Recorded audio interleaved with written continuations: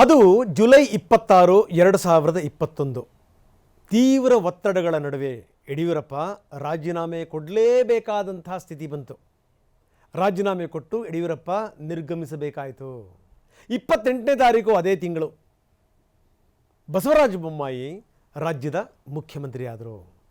ಆದರೆ ಯಡಿಯೂರಪ್ಪ ರಾಜೀನಾಮೆ ಕೊಡೋಕ್ಕಿಂತ ಮೊದಲು ರಾಜ್ಯದಲ್ಲಿ ಆದಂಥ ಪ್ರಹಸನಗಳಿದಾವಲ್ಲ, ನಾಟಕೀಯ ಬೆಳವಣಿಗೆಗಳಿದಾವಲ್ಲ, ವೆರಿ ಇಂಪಾರ್ಟೆಂಟ್. ಯಾಕಂದರೆ ಯಾವುದೇ ಕಾರಣಕ್ಕೂ ನೀವು ರಾಜೀನಾಮೆ ಕೊಡಬೇಡಿ ಅಂಥೇಳಿ ಅವರ ಮನೆಗೆ ಅದೆಷ್ಟು ಜನ ಮಠಾಧೀಶರು ಬಂದರು, ಅದೆಷ್ಟರ ಮಟ್ಟಿಗೆ ಹಿಂಡು ದಂಡು ಬಂದಿತ್ತು. ಯಡಿಯೂರಪ್ಪನವರ ಮೇಲೆ ಒತ್ತಡ ಹಾಕಿತ್ತು. ಇಲ್ಲಿ ಯಡಿಯೂರಪ್ಪನವರ ಮೇಲೆ ಒತ್ತಡ ಅನ್ನೋದಕ್ಕಿಂತ ಇಷ್ಟೊಂದು ಜನರ ತಂಡ, ಮಠಾಧೀಶರ ತಂಡ ನೇರವಾಗಿ ಅವರು ಒತ್ತಡ ಹಾಕಿದ್ದು ಹೈಕಮಾಂಡ್ಗೆ. ಯಡಿಯೂರಪ್ಪನವರಿಂದ ಯಾವುದೇ ಕಾರಣಕ್ಕೂ ಮುಖ್ಯಮಂತ್ರಿ ಹುದ್ದೆಯನ್ನು ಕಿತ್ಕೋಬೇಡಿ ಅನ್ನುವಂಥ ಸಂದೇಶ ರವಾನಿಸಲಿಕ್ಕೆ. ಯಾಕೆ ನಾನು ಈ ಮಾತನ್ನು ಹೇಳ್ತಾ ಇದ್ದೀನಿ ಅಂತಂದರೆ, ಯಾವ ಒತ್ತಡಕ್ಕೂ ಮಣಿಲಿಲ್ಲ ಹೈಕಮಾಂಡ್. ಅದಾದಮೇಲೆ ಬಸವರಾಜ ಬೊಮ್ಮಾಯಿ ಮುಖ್ಯಮಂತ್ರಿ ಆದರು, ಅದೆಲ್ಲ ಒಂದು ಕಡೆಗೆ. ಈಗ ಮತ್ತೆ ಮಠಾಧೀಶರು ಮಾತಾಡ್ತಾ ಇದ್ದಾರೆ. ನೋಡಿ, ಹಿಂದೆಲ್ಲ ನೋಡಿದಂಥ ಸಂದರ್ಭದಲ್ಲಿ ಈ ಮಠಾಧೀಶರುಗಳು ನೇರವಾಗಿ ರಾಜಕಾರಣಿಗಳ ಹುದ್ದೆಗೆ ಸಂಬಂಧಪಟ್ಟಂತೆ ಮಾತಾಡಿದ್ದಿಲ್ಲ. ಎಲ್ಲೋ ಅಲ್ಲಿ ಇಲ್ಲಿ ನಮ್ಮ ಸಮುದಾಯಕ್ಕೆ ಒಂದಷ್ಟು ಪ್ರಾಶಸ್ತ್ಯ ಕೊಡಿ ಅಂತ ಒಂದಷ್ಟು ದನಿ ಎಬ್ಬಿಸಿದ್ದು ಬಿಟ್ಟರೆ, ನೇರವಾಗಿ ವೇದಿಕೆ ಮೇಲೆ ಮಾತಾಡೋದು, ವೇದಿಕೆ ಮೇಲೆ ಸಂದೇಶ ರವಾನಿಸೋದು, ಇಂಥವನ್ನೆಲ್ಲ ಮಾಡ್ತಾ ಇರಲಿಲ್ಲ. ಇತ್ತೀಚಿನ ದಿನಗಳಲ್ಲಿ ಅದರಲ್ಲೂ ಈ BJP ಗೌರ್ನಮೆಂಟ್ ಯಾವಾಗ ಬಂತಲ್ಲ, ಅಲ್ಲಿಂದ ಇದು ತುಂಬ ಜಾಸ್ತಿ ಆಯಿತು, ವಿಪರೀತ. ಯಾಕೆ ನಾನು ಇಷ್ಟೊಂದೆಲ್ಲ ಮಾತು ಹೇಳ್ತಾ ಇದ್ದೀನಿ ಅಂತಂದರೆ, ನಿನ್ನೆ DK ಶಿವಕುಮಾರ್ ಪರವಾಗಿ ಸ್ವಾಮೀಜಿ ಒಬ್ಬರು ಆಡಿದ್ದಾರೆ ಅನ್ನುವಂಥ ಮಾತು. ಅಂದರೆ ನಿಮಗೆ ಗೊತ್ತಿದೆ DK ಶಿವಕುಮಾರ್ ಸ್ವಾಮೀಜಿಗಳ ಜೊತೆಗೆ ಎಷ್ಟರ ಮಟ್ಟಿಗೆ ಸಂಬಂಧ ಇಟ್ಕೊಂಡಿದ್ದಾರೆ ಅಂತ. ಬಾಳೆಹೊನ್ನೂರಿನ ರಂಭಾಪುರಿ ಪೀಠದ ಶ್ರೀಗಳು ಅವರು ಹೇಳಿರುವಂಥ ಮಾತು.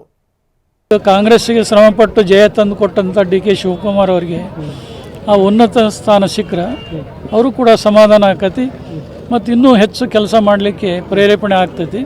ನಮಗೆ DK ಶಿವಕುಮಾರ್ ಅವ್ರನ್ನ ಬಹಳ ಉನ್ನತ ಹುದ್ದೆಯಲ್ಲಿ ನೋಡುವಂಥ ಆಕಾಂಕ್ಷೆ ಇದೆ.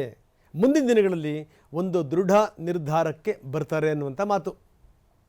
ಹೇಗದು ಅಂತಂದರೆ, ಈ ಹಿಂದೆ ಸಿದ್ದರಾಮಯ್ಯನವರು ಮೊದಲ ಅವಧಿಗೆ ಮುಖ್ಯಮಂತ್ರಿ ಆದ್ರಲ್ಲ, ಅದು 2013ರಿಂದ 2018 ಕೆಲವೊಂದು ತಪ್ಪುಗಳಾಯಿತು. ಅದೇನಪ್ಪ ಅಂದರೆ, ಧರ್ಮದ ವಿಚಾರಕ್ಕೆ ಕೈ ಹಾಕಿದ್ದು, ವೀರಶೈವ ಲಿಂಗಾಯತ ಧರ್ಮದ ವಿಚಾರಕ್ಕೆ ಸಂಬಂಧಪಟ್ಟಂಗೆ ಮಾತಾಡಿದ್ದು, ಅದು ಬೇರೆದ್ದೇ ರೀತಿಯ ಸಂದೇಶ ರವಾನೆ ಆಗಿಬಿಡ್ತು. ಇದೇ ರಂಭಾಪುರಿ ಶ್ರೀಗಳು ಮುಂಚೂಣಿಯಲ್ಲಿ ನಿಂತುಕೊಂಡು ವಾರ್ನ್ ಮಾಡಿದರು, ಈ ರೀತಿ ಆದರೆ ಸರ್ಕಾರ ಉಳಿಯುವಂಥದ್ದು ಕಷ್ಟ ಇದೆ ಅಂತ. ಅದಾದಮೇಲೆ ಡೆವಲಪ್ಮೆಂಟ್ಗಳು ಗೊತ್ತಿದೆ. ಅದಾದಮೇಲೆ ಕಾಂಗ್ರೆಸ್ ಬಹಳ ಹೀನಾಯವಾಗಿ ಸೋಲ್ತು.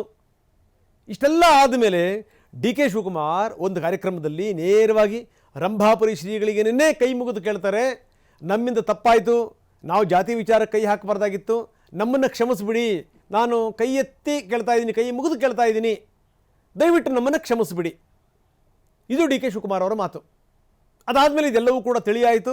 ಸ್ವಾಮೀಜಿಗಳು ಕೂಡ DK ಶಿವಕುಮಾರ್ ಪರವಾಗಿ ಒಳ್ಳೊಳ್ಳೆಯ ಮಾತುಗಳನ್ನು ಆಡ್ತಾ ಬಂದರು. ಈಗ ಅವರು ಮುಖ್ಯಮಂತ್ರಿ ಆಗಬೇಕು ಅನ್ನೋ ತನಕ ಬಂದು ನಿಂತಿದೆ. ಇದೆಲ್ಲದರ ಜೊತೆಗೆ 30 ಜನ ಸ್ವಾಮಿಗಳು ನಾವು ಜೊತೆಗಿದ್ದೀವಿ ಅಂತ ಮತ್ತೊಬ್ಬರು ಸ್ವಾಮೀಜಿ ಮಾತಾಡಿದ್ದಾರೆ, ಶಾಂತವೀರ ಸ್ವಾಮೀಜಿಗಳು. ಮತ್ತೊಮ್ಮೆ ಮಗದೊಮ್ಮೆ ಹೇಳ್ತೀನಿ, ರಾಜ ಇದ್ರೆ ಸಿದ್ದರಾಮಯ್ಯ ಇದ್ದಂತ ರಾಜ ಇರಬೇಕು, ರಾಜಗುರು ಇದ್ರು ಅಂತಂದ್ರೆ ಕಾಗಿನೆಲೆ ಜಗತ್ತುಳಿದ್ದಂತ ರಾಜಗುರು ಇರಬೇಕು ಅಂತ ಮಾತನ್ನು ತಿಳಿಸ್ತಾ, ಯಾವುದೇ ಕಾರಣಕ್ಕೂ ಸಿದ್ದರಾಮಯ್ಯನವರಿಂದ ಅಧಿಕಾರ ಕಿತ್ಕಬಾರದು ಅನ್ನೋ ಧಾಟಿನಲ್ಲೇ ಸ್ವಾಮೀಜಿ ಮಾತಾಡಿರೋದು. ಅವರು ಈ ನಮ್ಮಂಥ ಹಲವಾರು ಮಠಗಳಿಗೆ ಶಕ್ತಿ, ಹಲವಾರು ಸಮುದಾಯಗಳಿಗೆ ಶಕ್ತಿ ಅನ್ನೋ ರೀತಿಯಲ್ಲಿ ಸ್ವಾಮೀಜಿಗಳು ಮಾತಾಡಿರುವಂಥದ್ದು. ಅಂದರೆ ಇದು ಮತ್ತೊಮ್ಮೆ ಸ್ವಾಮೀಜಿಗಳ ಎಂಟ್ರಿಗೆ ವೇದಿಕೆ ಸಜ್ಜಾಗ್ತಾ ಇದೆ ಅಂತ ಅನ್ನಿಸ್ತಾ ಇದೆ. ಇದೆಲ್ಲದರ ಜೊತೆಗೆ ಒಂದು ಸಂಗತಿನ ಹೇಳಲೇಬೇಕು, ಅಲ್ಲಲ್ಲಿ ದೈವವಾಣಿಗಳು ಕೂಡ ಬರ್ತಾ ಇವೆ. ಒಂದು ದೈವವಾಣಿ ಬಂದಿದೆ, ಅಲಿ ವಾಣಿ. ಅದೇನಪ್ಪ ಅಂದರೆ, ಯಾವುದೇ ಕಾರಣಕ್ಕೂ ಈ ಹಾಲು ಕೆಟ್ಟರೂ ಕೂಡ ಹಾಲು ಮತ ಕೆಡದು, ಹಾಲು ಮತ ಸಮುದಾಯದವರು ಮುಖ್ಯಮಂತ್ರಿ ಆಗಿದ್ದಾರೆ, ಅವರಿಂದ ಯಾವುದೇ ಕಾರಣಕ್ಕೂ ಅಧಿಕಾರ ಕಿತ್ಕೊಳ್ಳೋಕ್ಕಾಗಲ್ಲ.